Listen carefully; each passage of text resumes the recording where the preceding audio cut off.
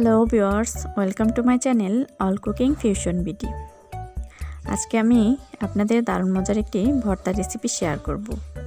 ভালো লাগলে আমার চ্যানেলটিকে সাবস্ক্রাইব করবেন, লাইক, কমেন্ট ও শেয়ার করবেন।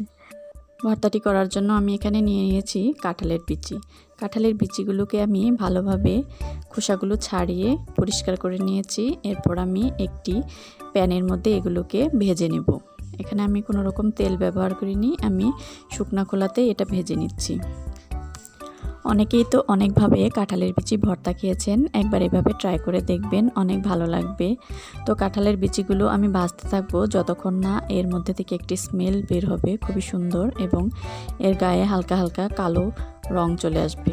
তো এগুলো ভাজা হয়ে গেছে, আমি নামিয়ে নেব। এরপর একটি প্যানের মধ্যে আমি দিয়ে দেব তেল, আর এই তেলের মধ্যে আমি কিছু শুকনো মরিচ ভেজে নেব।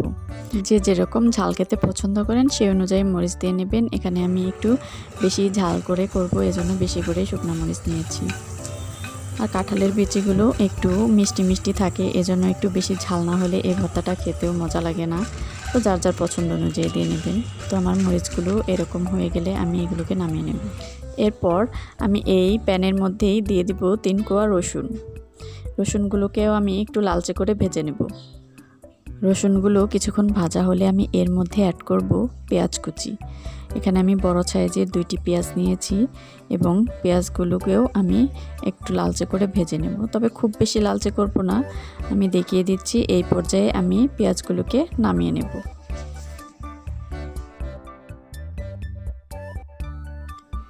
এরপর আমি কাঁঠালের বিচিগুলো যে ভেজে রেখেছিলাম সেগুলোকে পাটার মধ্যে নিয়ে এগুলোকে বেটে নেব। আমি একদম মিহি করব না, একটু একটু দানা দানা রাখবো, এতে করে এই ভর্তাটা খেতে বেশি মজা লাগে। এটা কিন্তু ভেজা কোনো ভর্তা হবে না, কিছুটা ঝরঝরে একটা ভর্তা হবে।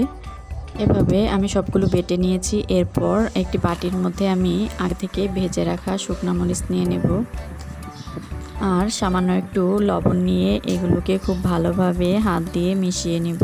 এইভাবে এখানে আমি আগে থেকে যে রসুনগুলো ভেজে রেখেছিলাম সেগুলো হাত দিয়ে একটু এভাবে মিশিয়ে নেব, আর যে পেঁয়াজগুলো ভেজেছিলাম সেগুলো দিয়ে দেব। সব কিছু একসাথে আমি খুব ভালোভাবে মিশিয়ে নেব। এই কাজটা খুব ভালোভাবে করে নিলে ভর্তাটা খেতে খুবই মজার হয়। তো আমি সবগুলো উপকরণ একসাথে মিশিয়ে নিচ্ছি। এরপর বেটে রাখা কাঁঠালের বিচিগুলো আমি এর মধ্যে অ্যাড করে হাত দিয়ে খুব ভালোভাবে কিছুটা সময় নিয়ে এগুলোকে মিশিয়ে নেব। এরপর আমি এর মধ্যে দিয়ে দেব সরিষার তেল। এখানে আমি 1 চা চামচ পরিমাণ সরিষার তেল দিয়ে দিয়েছি, এবং খুব ভালোভাবে সব কিছু মিশিয়ে নেব। ব্যাস তৈরি হয়ে গেল ঝরঝরে কাঁঠালের বিচি ভর্তা। এভাবে ট্রাই করে দেখতে পারেন, গরম গরম ভাতের সাথে জাস্ট জমে যাবে। আমার ভিডিওটি এতক্ষণ ধৈর্য সহকারে দেখার জন্য সবাইকে ধন্যবাদ। সবাই ভালো থাকবেন।